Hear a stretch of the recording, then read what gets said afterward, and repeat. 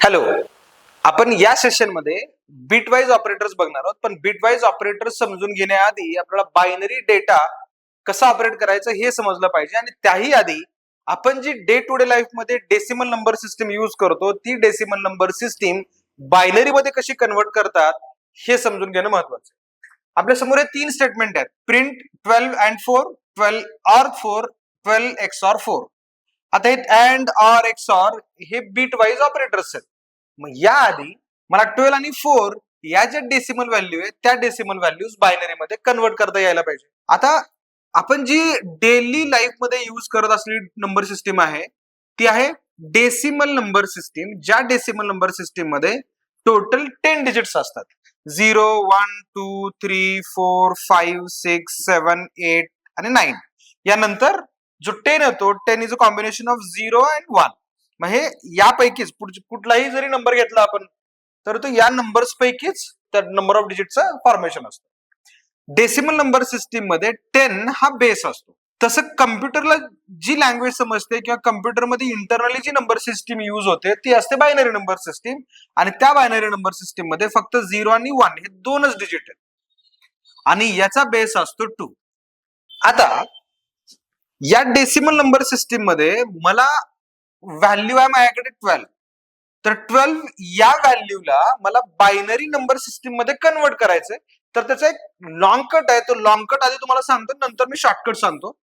इथे जर मला डेसिमल नंबर सिस्टीम बायनरी मध्ये कन्वर्ट करायची आहे तर बायनरीच्या बेसने मी त्याला डिवाइड करतो आणि जे रिमाइंडर्स येतील ते रिमाइंडर इकडे मी राईट हँड साइडला लिहितो. मग आता 12 ला 2 ने डिवाइड करतोय. 2 6 आर 12, रिमाइंडर किती येतोय 0. 2 3 आर 6, रिमाइंडर 0. 2 1 आर 2, इथे रिमाइंडर 1 आला. त्यानंतर परत 2 ने या 1 ला डिवाइड करायचंय. 2 0 आर 0, रिमाइंडर 1. इथे 0 येईपर्यंत मी डिव्हिजन परफॉर्म केली.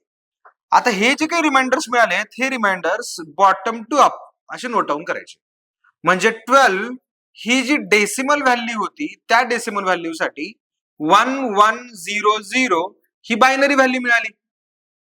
पण हा झाला लॉंग कट. जशी decimal number system he waited number system आहे तशी बायनरी पण वेटेड नंबर सिस्टीम आहे. आता वेटेड नंबर सिस्टीम म्हणजे काय, परत आपण दुसरी एक गोष्ट समजून घेऊयात. परत आपण कसं म्हणतो 10⁻0, 10⁻1, 10⁻2, 10⁻3, म्हणजे 10⁻0 ची व्हॅल्यू 1 असते. नंतर इथे 10, इथे 100, इथे 1000. बरोबर. म्हणजे आपण कुठली एखादी व्हॅल्यू जर लिहिली, मी जर सपोज लिहिली इथे 5427 अशी जर व्हॅल्यू लिहिली तर या 7 ची जी पोझिशनल व्हॅल्यू असते ती असते 7. या 2 ची पोझिशनल व्हॅल्यू असते 20. या 4 ची पोझिशनल व्हॅल्यू असते 400 आणि या 5 ची पोझिशनल व्हॅल्यू असते 5000. कारण आपण त्याला या 1000 नी, या 100 नी, या 10 नी, या 1 नी असं मल्टिप्लाय करत जातो. म्हणजे मराठीमध्ये म्हणतो आपण एकक, दशक, शतक, हजार, 10,000, लक्ष. या ज्या गोष्टी आहेत ते या नंबर सिस्टीम मध्ये डेसिमल नंबर सिस्टीम मध्ये आहेत. आणि 10⁻3, 4, 5, 6 तो आपल्याला जेवढा मोठा नंबर हवा असेल तेवढाही आपण असं वाढवत जातो. एक्झॅक्टली हीच गोष्ट आपल्याला बायनरी नंबर सिस्टीम मध्ये पण आहे. आता बायनरी नंबर सिस्टीम मध्ये जर बघितलं आपण तर बायनरी नंबर सिस्टीम मध्ये 2⁻0, 2⁻1, 2⁻2, 2⁻3, 2⁻4, 2⁻5 हे असं वाढत जाणार आहे. तुम्हाला जेवढे पाहिजे तेवढे नंबर्स. आता 2⁻0 म्हणजेच काय, 2⁻0 म्हणजे 1, 2⁻1 म्हणजे 2, 2⁻2 म्हणजे 4. म्हणजे थोडक्यात काय 1 2 4 8 16 32 64 128 256 512 या अशा व्हॅल्यूज इन्क्रीज होत जातील. आणि ही जी वेटेड सिस्टीम आहे ही बायनरीची वेटेड सिस्टीम आहे. ही जी वेटेड सिस्टीम होती ही डेसिमलची वेटेड सिस्टीम होती. आता जर मला 12 ही डेसिमल व्हॅल्यू, माझ्याकडे कुठली व्हॅल्यू आहे 12, कसली आहे डेसिमल व्हॅल्यू आहे. ही डेसिमल व्हॅल्यू मला बायनरी मध्ये कन्वर्ट करायची. तर कशी करणार, तर या कोणत्या नंबरची ऍडिशन जर केली तर मला 12 आन्सर मिळेल. तर मला 8 आणि 4 ची जर ऍडिशन केली तर मला 12 मिळणार आहे. मग 8 च्या ठिकाणी 1, 4 च्या ठिकाणी 1, बाकी दोन्ही 0, म्हणजे झालं 1 1 0 0. बरोबर. आता जर माझ्याकडे 4 ही डेसिमल व्हॅल्यू आहे, त्या 4 डेसिमल व्हॅल्यू साठी बायनरी व्हॅल्यू फाइंड आउट करायची तर कसं करणार, मला 4 च्याच ठिकाणी मला या 4 च्या ठिकाणी 1 सेट करायचं, बाकी इकडे 0. म्हणजे इकडे तुम्ही बाकी सगळी इकडे 0च असणार आहेत. बरोबर. तर 0 1 0 0 ही बायनरी व्हॅल्यू झाली या 4 साठी. आता एक तुम्ही मला कमेंट करून सांगितलं तरी चालेल, 35 या डेसिमल साठी बायनरी व्हॅल्यू काय आहे? तुम्ही कमेंट करून सांगा. इथे या ज्या काही गोष्टी आहेत, या सगळ्या गोष्टी जर तुम्हाला व्यवस्थित समजल्या असतील तरच तुम्हाला या सगळ्यांचे आन्सर्स देता येणार आहेत. आता तुम्हाला या डेसिमल टू बायनरी कन्व्हर्जन कसं करायचं हे सगळं समजलं असेल असं कन्सिडर करून मी आता या प्रिंट आणि या बिटवाईज ऑपरेटर्स कडे चाललोय. बिटवाईज ऑपरेटर्स कसे ऑपरेट करतात ते समजून घेऊयात. आता इथे आपल्याकडे दोन व्हॅल्यूज आहेत 12 आणि 4, त्याच्यावरतीच आपण सगळे बिटवाईज ऑपरेशन्स परफॉर्म करतोय.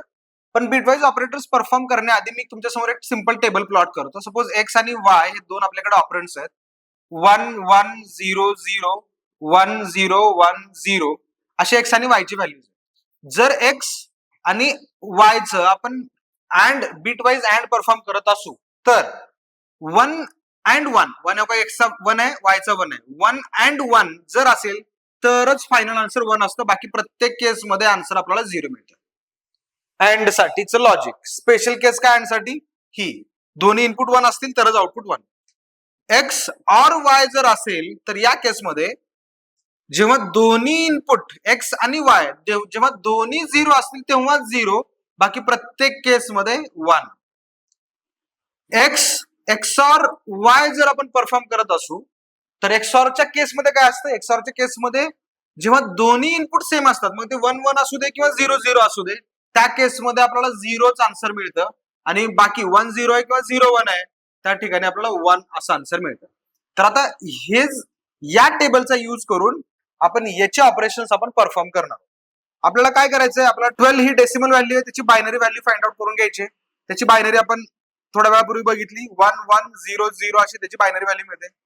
त्यानंतर 4 ही डेसिमल व्हॅल्यू आहे, त्याची बायनरी फाइंड आउट करायची. त्याची बायनरी ते 0 1 0 0.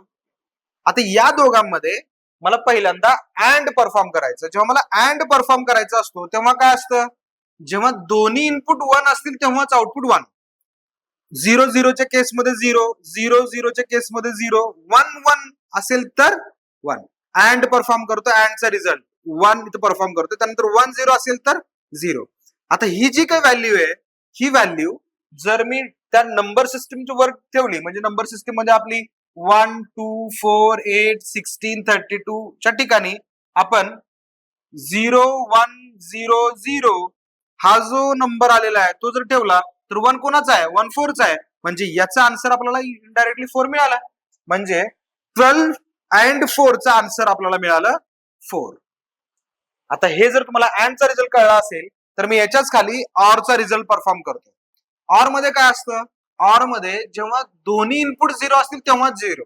म्हणजे बघा इथे दोन्ही इनपुट 0 आहेत, इथे येईल दोन्ही इनपुट 0 आहेत 0. 1 1 आहे तर 1 येणार, 1 0 आहे तर 1च येणार. तर आता इथे काय मिळालं? 1 1 0 0. मी इथे पुट करतो 1 1 0 0. तर हा 1 8 चा आहे, हा 1 4 चा. 8 + 4 12. म्हणजे याचा आन्सर आपल्याला 12 मिळालं. आता हे ऑरचं झालं. एक्सऑर मध्ये काय असतं? एक्सऑर मध्ये जेव्हा दोन्ही इनपुट वेगवेगळे असतात, एक 1 आहे दुसरा 0 आहे, पहिला 0 आहे दुसरा 1 आहे, तर त्या केसमध्येच 1 येतं. बाकी प्रत्येक केसमध्ये दोन्ही इनपुट जर सेम असतील तर आउटपुट आपल्याला 0 मिळणार आहे. तर इथे जर बघितलं तर दोन्ही इनपुट सेम आहेत 0, दोन्ही इनपुट सेम आहेत 0. 1 1 इथं पण 0 येणार कारण दोन्ही सेम आहेत ना, त्यामुळे 0. इथे 1 आहे इथे 0 आहे, या केसमध्ये आपल्याला 1 मिळेल. आता हा 1 0 0 0 म्हणजे काय?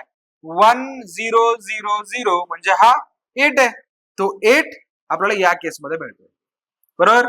तर त्यामुळे आपण जेव्हा हे स्टेटमेंट एक्झिक्यूट करू तेव्हा आपल्याला पहिल्या केसमध्ये अँडचा रिझल्ट 4 मिळतोय, सेकंड केसमध्ये ऑरचा रिझल्ट 12 मिळणार आहे आणि थर्ड केसमध्ये एक्सऑरचा रिझल्ट 8 मिळणार आहे. हे 3 बिटवाईज ऑपरेटर झाले. याच्या व्यतिरिक्त एक निगेशन ऑपरेटर पण आहे, प्रिंट निगेशन ऑफ 4 असं जर लिहिलं तर याचा आन्सर मला -5 मिळतं. कारण याचा एक शॉर्टकट फॉर्म्युला आहे. म्हणजे निगेशन ऑफ एक्स जर मला फाइंड आउट करायचं असेल तर -x + 1 हे आपल्याला परफॉर्म करायचंय, म्हणजे ती व्हॅल्यू निगेट होते.